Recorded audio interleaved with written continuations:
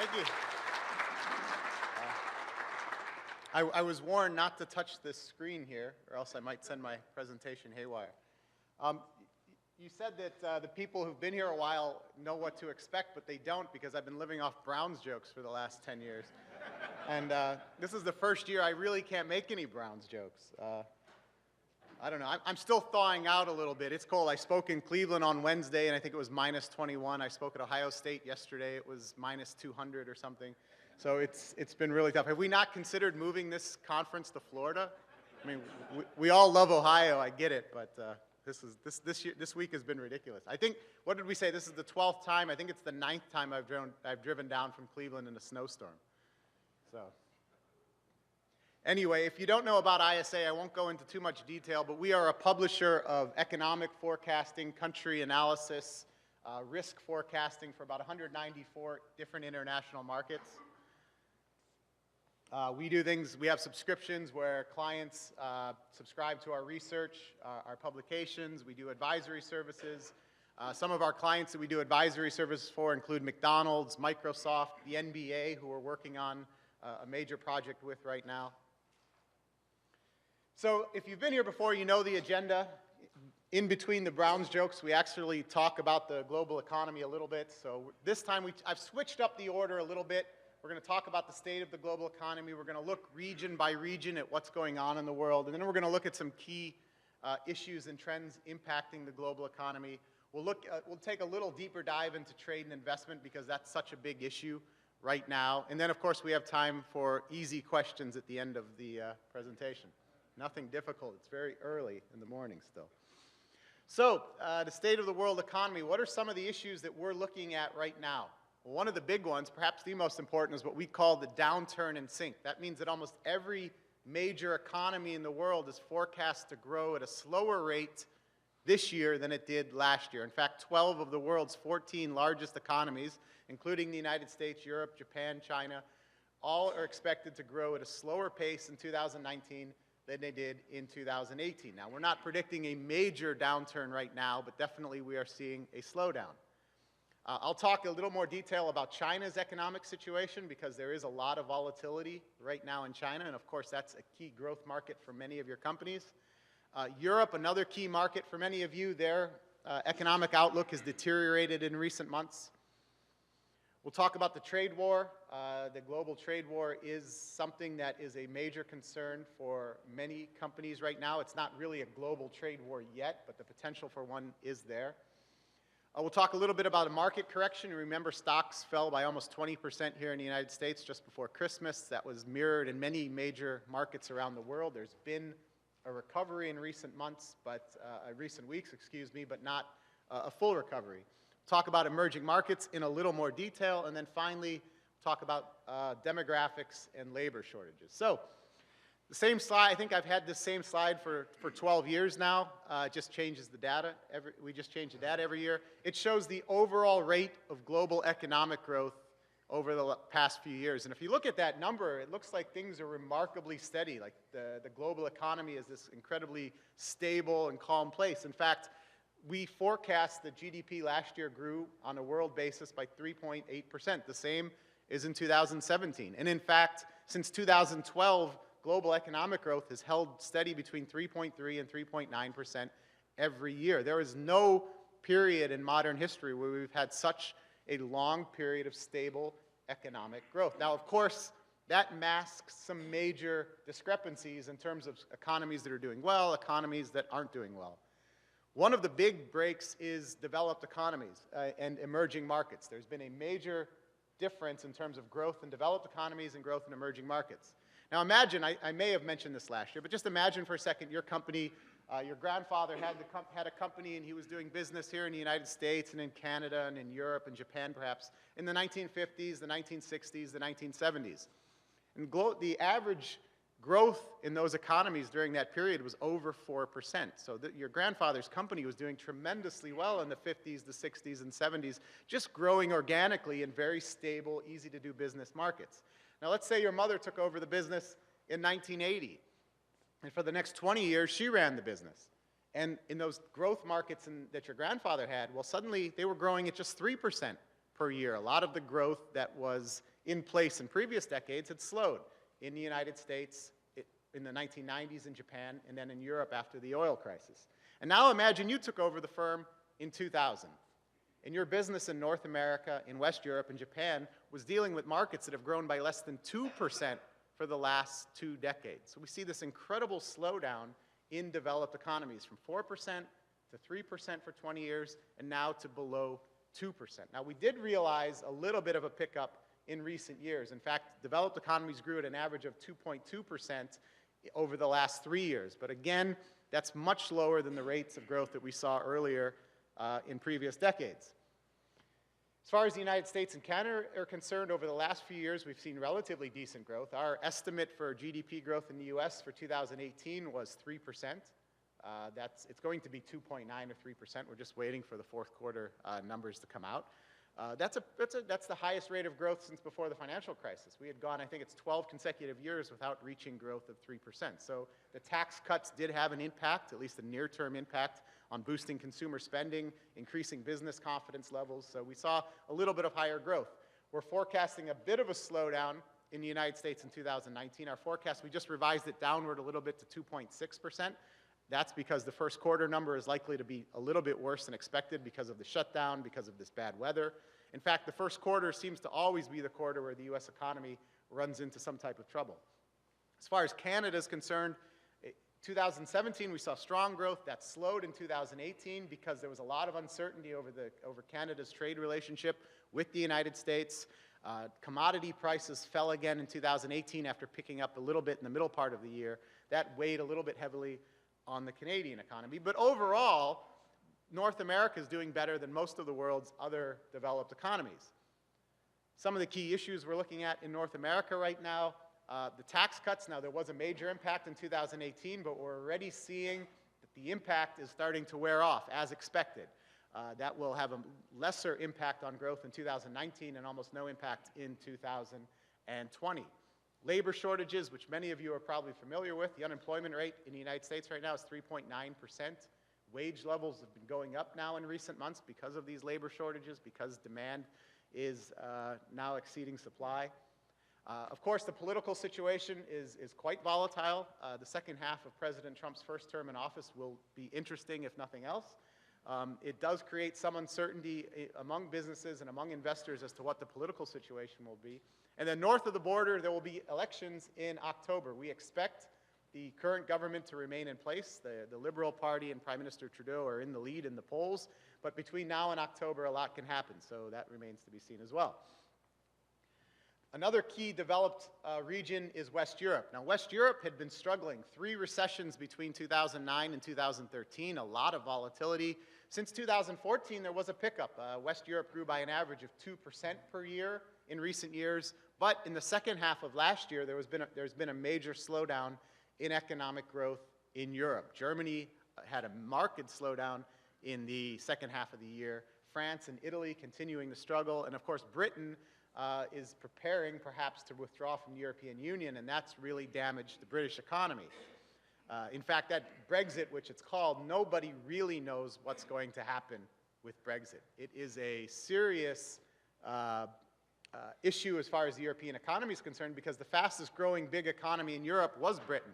It's one of our leading trading partners here in the United States. And now there's a lot of uncertainty as to what the trade relationship and the economic relationship between Britain and the European Union is going to be, and that's causing a lot of uncertainty. Keep in mind, London is very much Europe's Silicon Valley. It's where the foreign investment goes. We receive so much foreign investment here in the United States going to Silicon Valley. Europe, it was the same thing with London. Foreign businesses, US businesses, Asian businesses wanted to be in Europe, but they wanted to be particularly in London. And what is the impact? We saw last year that foreign investment in Europe fell from $378 billion in 2017 to just $100 billion in 2018, an incredible decline in foreign investment in one single year. The other developed region that we look at closely is what we call the developed Asia-Pacific countries. Now, you have Japan, of course, on one side, a very large economy, the world's 3rd largest economy, and then you have economies like Australia, South Korea, Singapore. Japan has been struggling for a long time. The average rate of economic growth over the last 25 years in Japan is less than 1%. And there are many reasons for this, but the biggest reason is the fact simply that the population is disappearing. It's shrinking rapidly. The population in Japan last year fell by 448,000 people. What's the population of Tuscarawas County? I have no idea. So that's basically, you've lost 5 Tuscarawas counties in 1 year in Japan. It's happening, and that's something that's accelerating. And we're going to talk a little bit about demographics later, but this is something that a lot of countries, and perhaps even the United States, may have to deal with at one point. The birth rate in Japan has been low for a long time. There's almost no immigration allowed into Japan, and now we see the population falling dramatically, and that's having a huge impact on the Japanese economy. In 1992, Japan's per capita GDP level was about 30% above the United States. Today, it's about 40% below the United States. So remember, if you remember in the 1980s, for those of you who remember back that far, everybody was assuming Japan was taking over the world. Its economic model, its way of doing business was taking over the world. That's changed dramatically. So I talked about most of those. We'll get into some of those a bit later. We don't need to talk about them now. So that's the developed world. Now, the last few years have been decent, 2.2% growth across the developed world. That's better than what we had been doing previous years, but nevertheless, it's only half of what we were doing 30, 40 years ago. And there are many reasons for that: lower levels of productivity growth, falling birth rates, et cetera. Nevertheless, growth in developed economies has fallen significantly. 20 years ago, developed economies generated about 80 to 85% of the additional economic output in the world. Today, it's only about 50%, and the number continues to fall year after year. But what about emerging markets? Well, here's where the growth is. Now, imagine this fictitious company I mentioned before. Well, your grandfather probably didn't do any business in emerging markets in the 50s and 60s and 70s. Most major emerging markets weren't even connected with the global economy. Then your mother, when she took over the business, she took it over at a time when these major, large but poor economies were joining the world economy. So she probably looked at it as a place for production, a place where we can source goods cheaper than we can at home. But now in the last 20 years, we're looking at these emerging markets increasingly as markets for our goods and services. And look at the rate of growth they've been achieving over the last 20 years. 5.5 or 5.6% growth for emerging markets per year over the last 20 years. That's 3 times the rate of growth in the world's wealthier countries. Now, there's big discrepancies also among emerging markets. And one of the big discrepancies that you have Asia on one side, which has done tremendously well, and the rest of the world's emerging markets, most of which have struggled in recent years. Of course, the one everybody looks at is China. Now, China grew by an average of 10% per year from 1980 up until the beginning of this decade. That's real growth. The Chinese economy really grew by about 10% per year. Now, we know the GDP numbers and a lot of the other data that comes out of China is made up. It's fake news, call it what you want. It's not real. But over time, as I mentioned in many of these presentations, the Chinese government was trying to show that they were managing the Chinese economy. They weren't trying to exaggerate growth. They were trying to show we control the economy. There were many years when they underreported growth, where they would say, yeah, the economy grew by 10% when it really grew by 15. And there were other years where maybe it grew by 8, but they said it grew by 10.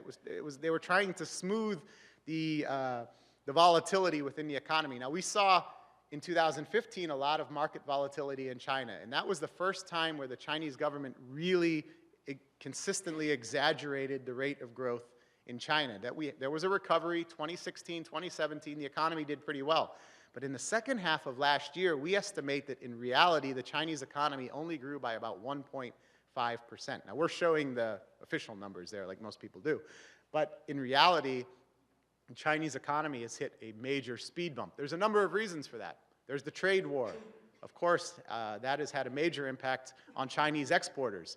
Not just with the US, but if you look, a lot of China's key export markets, they've done rather poorly in recent months. So Chinese exporters have been hit hard, but of course, what was saving them? Chinese consumers. Consumer spending growth in China was more than 10% per month consistently until just a few months ago. And we've seen just over the last 3 or 4 months a major slowdown in consumer spending growth in China. So China's getting hit on both sides, both at home and abroad.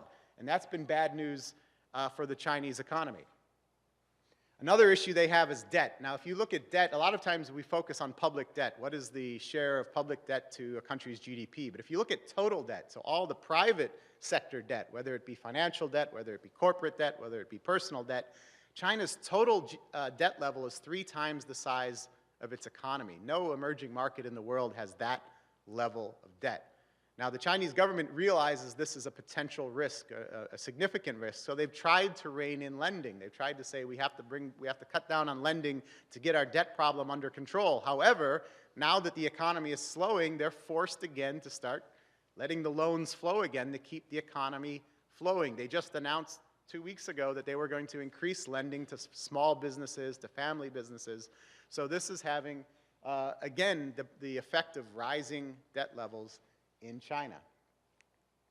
So if China's slowing, a lot of companies are looking to India. Oh, well, India has all these people. Its population is going to pass China's in the next few years. It's going to be the world's most populous country. This will be our next growth market, of course. And yes, India is growing faster than any other large economy in the world, but there are some major issues when it comes to doing business with India. It's volatile. The economic performance of India has been up and down in recent months. Keep in mind, a year and a half ago, they took 85% of their banknotes out of circulation. You can imagine what that did to small businesses and to the retail sector. They introduced an entire new tax regime for the entire country.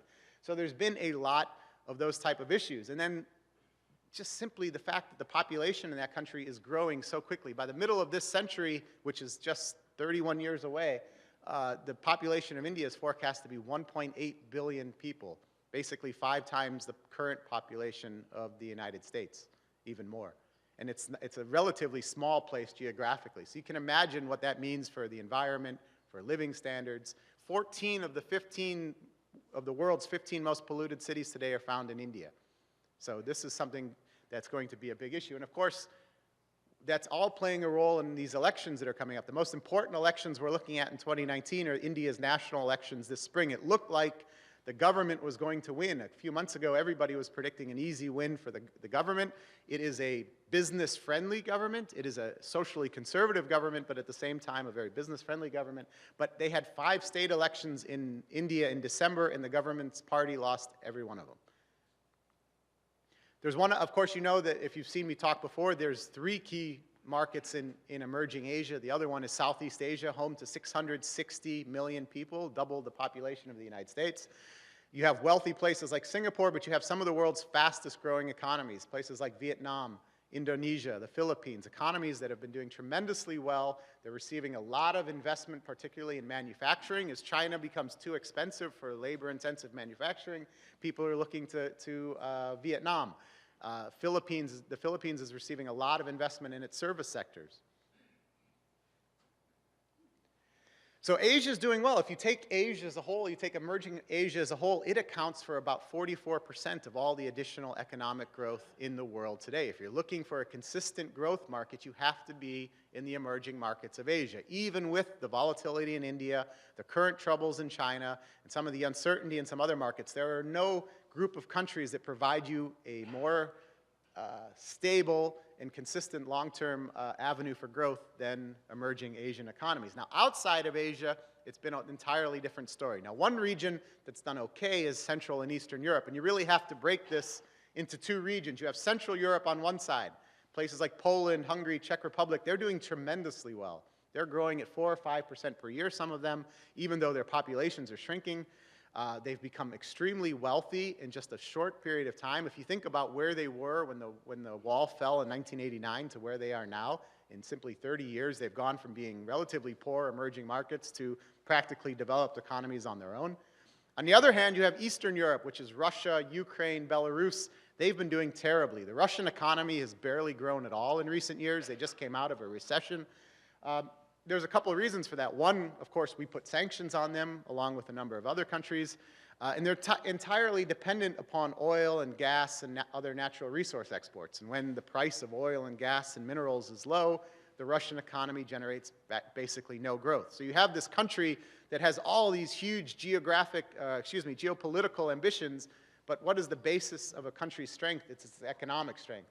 You're only as strong as your economy allows you to be. And Russia is trying to act like a superpower with a very poor, underdeveloped economy. So that region's done okay, relatively speaking. The next three regions of emerging economies have all struggled significantly. The first one, of course, is the Middle East and North Africa. And of course, a lot of countries in this region are dependent upon oil and gas exports. And since 2014, as you know here locally, the price of oil and gas has been much lower than it was earlier in this decade. And so if you're a country like Saudi Arabia or Kuwait or Qatar or the United Arab Emirates who is dependent upon exporting oil and gas, obviously you've taken a major hit in recent years. Now, some of the region's more diversified economies, places like Turkey and Israel, they had been doing better. Of course, Turkey's entering into a pretty bad recession right now. Their economy overheated. There's some political issues there. Israel's done relatively well in recent years. But overall, the rate of growth in the Middle East has not been all that substantial. And keep in mind, this is a region where the population is growing rapidly. So they need higher rates of growth simply to reduce levels of poverty, to generate wealth on a per capita basis. Of course, we'd be remiss not to mention the conflicts in the Middle East and North Africa. It is a place where the war in Syria appears to be winding down, not in a way that the US would have liked. There's still conflicts in Libya, in Somalia, in Yemen. There's a lot of instability in places like Iraq, in parts of Turkey right now. This remains an extremely volatile region, and there are fears that we're going to see an increasing amount of volatility in the coming years, in the coming months even. Another region that's been struggling is Sub-Saharan Africa. Now, if you were here 8 or 9 years ago, you remember I would mention that a lot of economists were envisioning Sub-Saharan Africa as the region that would eventually become the fastest growing region in the world in terms of economic growth. And that's because the region's population is growing so fast. By the middle of the century, again, simply one generation away, 31 years, the population of Sub-Saharan Africa will be 1.8 billion as well, almost 2 billion. So you look at those growth rates in the chart there, those are really anemic when you consider how fast the region's population is growing. There are areas in Sub-Saharan Africa which are doing pretty well, places like East Africa, a few West African countries that have oil or gas reserves. But on the whole, the region is struggling, and that's because the region's three largest economies, Nigeria, Angola, and South Africa, have recorded almost no growth in recent years. And then finally, the worst performing region, I think it had the title last year in my presentation, it's retained it once again, is Latin America. Look at those growth rates in Latin America. Nothing in 2015, 2016, and just above 1% over the last 2 years. A very, very disappointing result. Now, Mexico has actually done better than the regional average. Now, Mexico, in my opinion, has been a disappointment in terms of its rate of growth. It has sectors that are doing well, like the automotive sector, but other sectors like the oil sector, which are doing terribly. The trade, I'll talk a little bit about the USMCA, the trade agreement, later, but that has at least given a lifeline for the Mexican economy to continue to grow going ahead. But look at all the other major economies. Brazil just came out of a recession where their economy shrank by 10%. This is a country, 210 million people, 10% decline. We would call that a depression here in the United States. So the largest economy in Latin America shrank by 10%. Now, the worst, of course, is Venezuela, and we should dwell a little bit upon that. Okay, one Browns joke. I was speaking in Munich last September, so Hugh Jackson was still the coach. And I was trying to explain how I was this fan of a football team who I really liked, and they were just terrible and incompetent. And this was before the turnaround. And I compared the president of Venezuela to Hugh Jackson. And I said, the worst coach. And I had, after the conference, a Venezuelan woman come up to me, and she said, Michael, I don't know anything about American football, but that Hugh Jackson must really be an idiot if he's as bad as our president. And, true story. Okay, that's it. I promise no more. They're going to the playoffs next year. That's one of my predictions. But anyway, Venezuela is now interesting because there is a real possibility that we are going to become militarily involved in that country. Now, the Obama administration and the Trump administration had both threatened to use force against what was then the Hugo Chavez government, now the Nicolas Maduro government. But it wasn't realistic, and it had almost no support in Latin America. That's changed. You now have a president in Brazil who's really trying to curry favor with President Trump. You have a new president in Colombia who is openly talking about using force to get rid of the president of Venezuela. And you have 3 million people that have fled that country in recent years because of its utter economic collapse. So there is now, we are in a situation where things are happening very quickly, and there is a real possibility that we end up using some type of intervention to oust the president of Venezuela if he doesn't go on his own accord soon. So now, in the past, I'd done this quick trip around the world at the end. I moved it forward this time because I want to focus on a few high-level issues that are impacting your businesses internationally and the global economy as a whole. And I'll just go through them all right here. The first one is what we call a crisis of confidence. Now, outside of the United States, we had seen business and investor confidence falling significantly in most major economies in recent months, almost across the board. But consumer confidence levels had remained pretty high during that period. But what we've seen since the fall is a significant decline in consumer confidence in many key countries as well. And that's concerning because we can the economy can prosper if business and investor confidence is low if consumers keep spending, or vice versa. But if all three of them are lacking in confidence, that is a very worrying sign that right now we're seeing a steady trend in lower business confidence, lower investor confidence, and lower consumer confidence in many of the world's most important markets right now. That lack of confidence has led to this volatility that we've seen on markets in recent weeks. Now, the 20% decline in the U.S. share prices was mirrored in China. We've seen declines in many major economies. Now, we've seen a bounce back in recent weeks, but we're expecting a lot of poor economic results to start filtering out. Some of them started coming out yesterday out of Europe. We're going to see some more going forward. We expect that to have some impact. And one period we're specifically looking at is March. And there are two big events right now in March. One of them is the potential for a total mess with this Brexit issue in Europe. And the other is the truce in the trade war between the US and China is set to expire in early March. And I'll talk a little bit about that later. So March, we could see another period of significant volatility. So what happens when markets are volatile and investors get scared? They run for safe haven investments. And what is safe haven investment number one? It's still the US dollar. And if you look, again, I've shown this chart for many years, just changed the data, of course. The chart on the top shows the change in currency's value against the US dollar since the beginning of last year. And there you can see, with the exception of the yen, which is also a safe haven currency, and the peso because of the trade deal agreement, every other major currency in the world declined by at least 5% against the US dollar. Again, that makes it a little more difficult for exporters to do business. But we are in the midst of what is a prolonged cycle of dollar strength. And if you look at the chart on the bottom, that's the value of those currencies against the dollar since the beginning of January 2014. And look at how far a lot of our major trading partners' currencies have fallen. The euro, 22% down against the dollar. The Canadian dollar, 31% down against the US dollar. The Mexican peso, over 50% down against the US dollar. This makes it very difficult for exporters to be competitive in a lot of these markets. The one currency which has held a lot of its value, in fact, is the Chinese yuan. We talk a lot about currency manipulation in China, but their currency has actually performed pretty well in recent years. Now, that is a weapon at their disposal should they choose to try and export their way out of this slump. They could allow the currency to depreciate. But right now, the yuan has done relatively well. Commodity prices, we're not forecasting any major increase in commodity prices in the coming months. Now, of course, a conflict between Saudi Arabia and Iran or something like that would lead to a spike in oil and gas prices. But right now, demand levels appear to be weakening. Supply levels remain pretty robust. So we're not forecasting any major increase in the price of oil, the price of gas, or the price of many other minerals going forward. I mentioned the demographic changes, and these are really important long-term issues. And the chart on top is interesting. That shows the birth rate in the United States. And one of our advantages here in the US is that we always had a birth rate, not always, but for the most part, had a birth rate that was higher than most other developed and large economies. That we were producing future consumers and future workers and future business owners at a relatively high rate.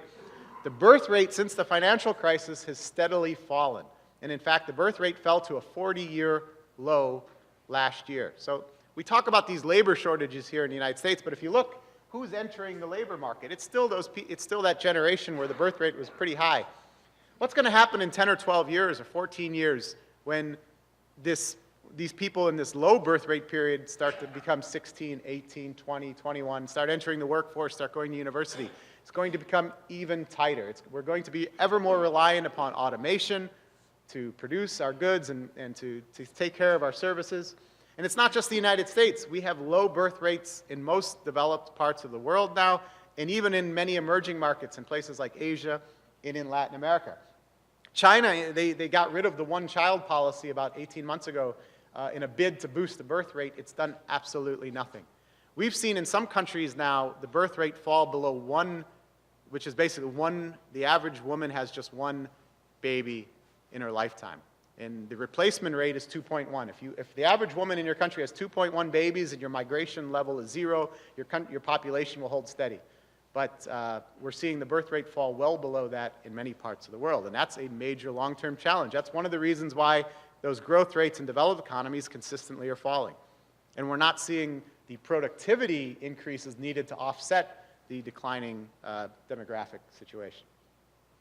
So of course, there are parts of the world where the population is still growing, and unfortunately they're usually the poorest parts of the world, or the parts of the world that have the least amount of arable land or least amount of water, and that's leading to this overwhelmingly emotive issue of migration.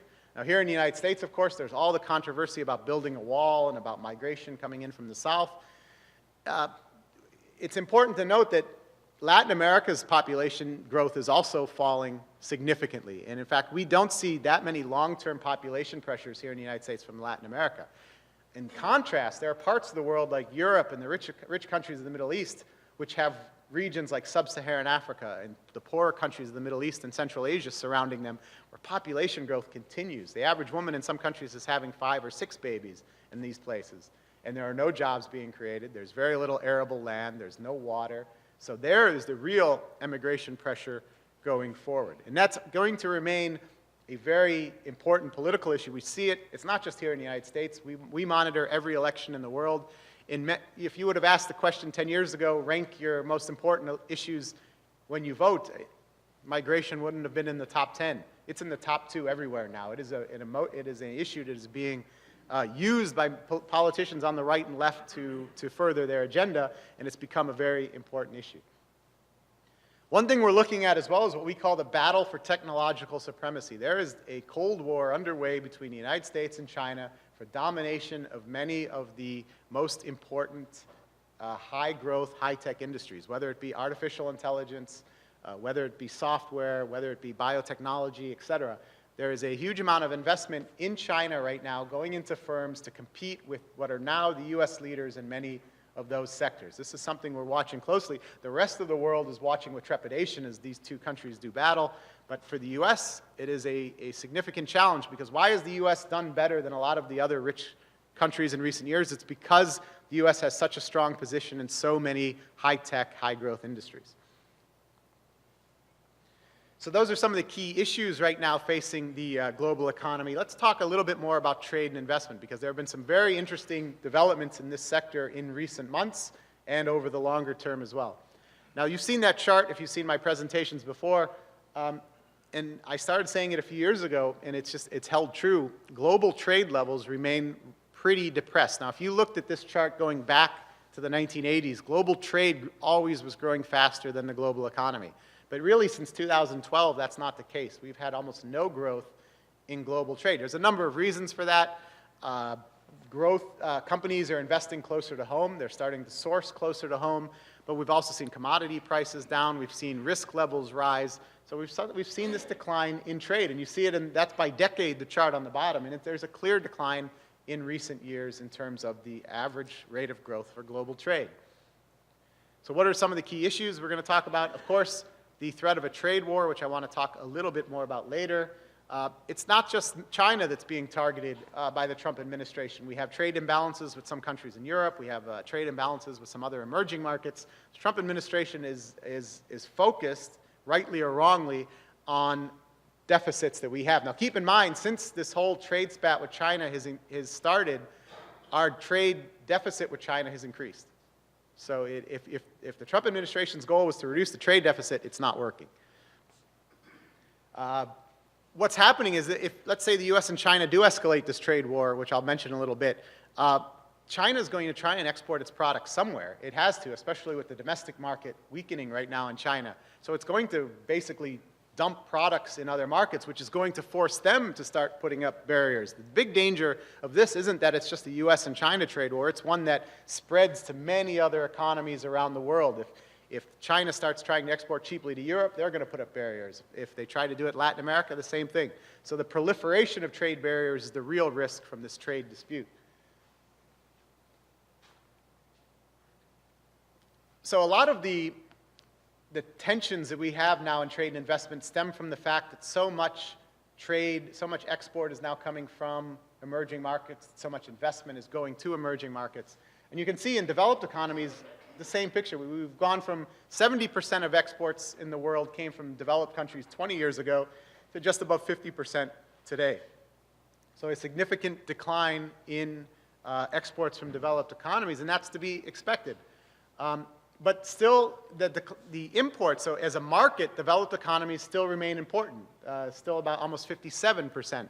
So we have that 7% imbalance where the exports have left, but imports are still coming into the region at a higher level. That's leading to these trade imbalances we see, not just in the United States, but in many rich countries.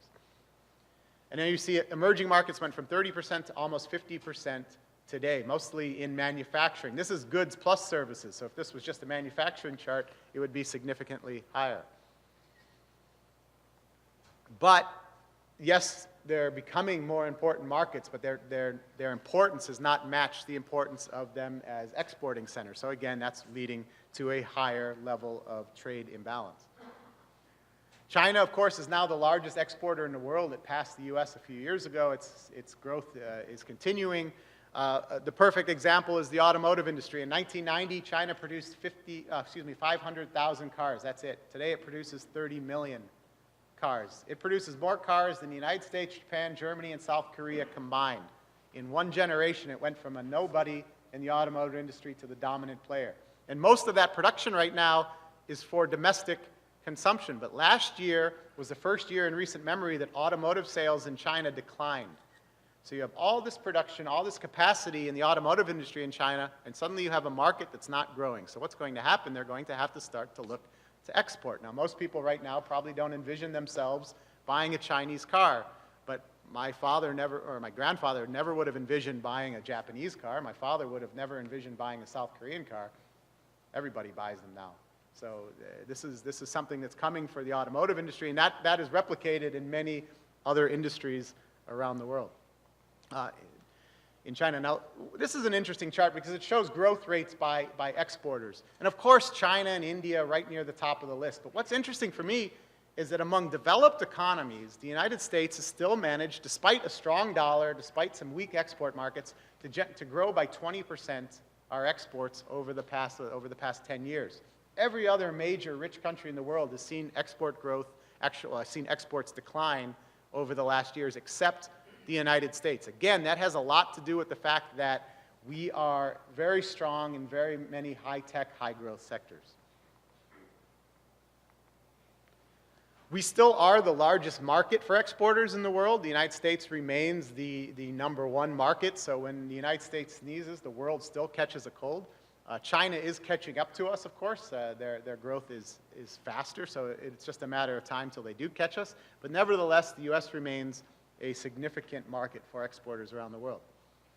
And again, in terms of growth, the U.S. we're still growing as a market. Again, in contrast to many of our developed country rivals, if you will, the United States remains a relatively strong market for exporters around the world. Of course, the growth is coming from places like China, India, Mexico.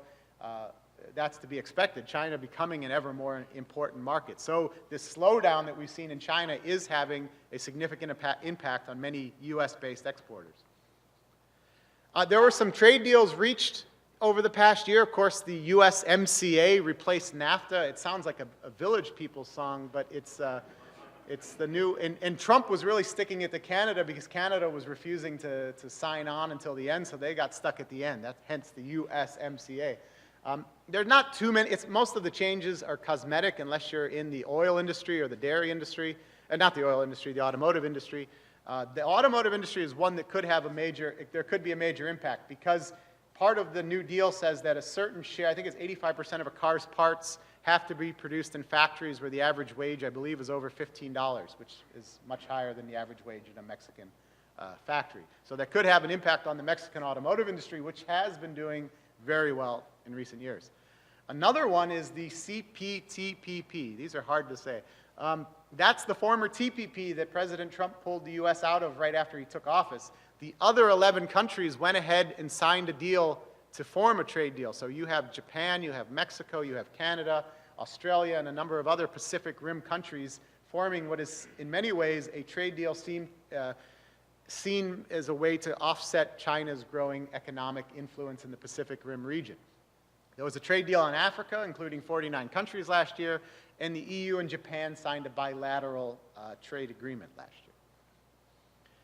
So the developments, I'll talk about US-China in a second. Brexit, of course, Britain is a key export market, a key trading partner for the United States. We do not know what the relationship between Britain and the EU is going to be. Now, there was talk of Britain and the US signing a trade deal as soon as Britain left the EU. That doesn't look likely now, because it looks like Britain is going to either, this process is going to be dragged out, or Britain's going to remain in some sort of custom union. They're not going to be able to sign trade deals with other countries independently for some time in the future. I won't talk too much. The World Trade Organization, the Trump administration has been trying to weaken it. That's been a policy of the US now for some time. And then we put sanctions back on Iran. That's had an impact on the oil and gas industry, because Iran, of course, is a significant exporter of oil and gas to Asia. And yeah. So the US-China trade war, what's going on? As you know, last year we put tariffs on $250 billion worth of imports from China. China retaliated. They put imports on 110 worth of US imports. We then threatened to escalate this trade war even further. But in December at the G20 summit in Argentina, President Trump and President Xi met, and they reached an agreement to have a 3-month truce. That truce says we won't raise that 10% tariff on the $250 billion to 25%, at least until March. And China will import more soybeans from the US, which is important here in Ohio, of course, and will reduce the automotive tariffs that they had put in place. Now, this truce runs out in early March. And it's very hard to tell what the Trump administration is going to do next, because you can read the news any day and you'll hear one Trump administration official saying he's not happy with the Chinese adherence to the terms of the agreement, and then you can see the president tweeting the next morning that he's very happy with the way things are developing. So it's very hard to see right now what's going to happen in March. There is a possibility that we raise tariffs from 10% to 25% on those $250 billion worth of imports, and that we impose tariffs on the rest, the $267 billion of imports that haven't been touched yet. So this remains to be seen. We're only 6 weeks away from the deadline, 5 weeks now away from the deadline, and that's going to have a huge impact on the global economy, depending upon how that plays out. And of course, China, as I mentioned, very important, is not, of course, as an export center, but increasingly important as a market for US goods and services. So who's at risk if, let's say, this trade war does resume, and let's say it spreads to other countries, which would be almost inevitable if this becomes a full-blown trade war and we've imposed tariffs on all of their imports. That chart there shows a country's dependency on exports for growth. So it's exports divided by GDP, very simple. And you see countries like Germany, South Korea, Mexico, Canada, exporting countries, they would be hit extremely hard by any major disruption to global trade. Now, why does the Trump administration act like it's in a position of strength when it comes to these trade disputes? Well, that chart shows exactly why. Because the United States generates less of its economic output from exports than any other large economy in the world. Everybody suffers in a trade war to some degree, and certainly some sectors would suffer much more than others, like the soybean sector. But as a whole, the US economy is better protected against the trade war than just about any other major economy in the world. So trade has been depressed in recent years. We're seeing developments. We're seeing countries trying to boost trade by reaching trade agreements. We see others trying to protect domestic industries by putting up barriers. it's not just trade where protectionism is having an impact and where this lack of confidence is having an impact. It's also on foreign investment, and here it's even more pronounced. In fact, with the exception of 2015, which was a special year, there was a lot of merger and acquisition activity that year, foreign investment levels have been falling steadily now for about 7 years. This, for me, says there's a real lack of confidence. You can look at confidence indicators all you want, but for me, the best measure of business and investor confidence is foreign investment. If companies are confident, they're going to take risks overseas, they're going to try and find new markets. When they're not confident, they're going to circle the wagons and protect themselves. And that's what's been happening in recent years. Almost no growth in foreign investment this decade. So again, I mentioned this lack of confidence. That's playing a key role. Their barriers aren't just being put in place on trade. We also have barriers on investment. We're seeing an increasing number of countries starting to protect what they call strategic industries. We saw that with Foxconn last year. We see a lot of countries now worried about Chinese investment, with Huawei, for example, with the 5G networks that are being proposed. And that's had a major role. China is, of course, a major source of foreign investment today. Its level of foreign investment in North America and Europe fell dramatically last year due to a lot of these barriers, formal and informal barriers. Monetary policy changes. One of the things that hurt emerging markets wasn't just the fall in commodity prices. It was the fact that we're raising interest rates here in the United States, that we cut back on the flow of available investments in recent years. That's having a major impact, bringing money back to the United States and other safe haven countries and out of a lot of these emerging markets. So again, if you look here, we are by far the largest recipient of foreign investment in the world here in the United States. That's the last 5 years of available data. The 2018 data is just coming out now. But over that 5-year period, the United States is by far the most attractive market for foreign investors. An interesting note is that 8 of the 11 largest recipients of foreign investors are or were parts of the British Empire, which probably has something to do with the business governance systems that were put in place by the British and that have been followed by former British colonies ever since. We also are the largest source of foreign investment, which is to be expected, of course, as the largest economy. But what's interesting here is that a lot of the major sources of foreign investment are these slow-growing, old world, if you will, economies. Now remember, back in the 1980s, Japanese companies started investing heavily in the United States, even though at the time the Japanese economy was growing at 6, 7, 8% per year. Well, why was that? It was because the smart Japanese businessmen knew that that situation couldn't last. The demographic situation was dire. The financial system in that country was in dire straits as well. So they started going to markets where they thought they would grow. We're starting to see countries like France, Germany, Netherlands, other European countries now doing the same thing. They know that growth prospects in Europe are limited. They're starting to invest where the growth is likely to be higher in the years ahead. As far as the United States trade, what's interesting there is we talk about how we're getting beat on trade all the time because we have deficits with a couple countries. But look at that. Our share of global exports, until at least 2016, grew significantly.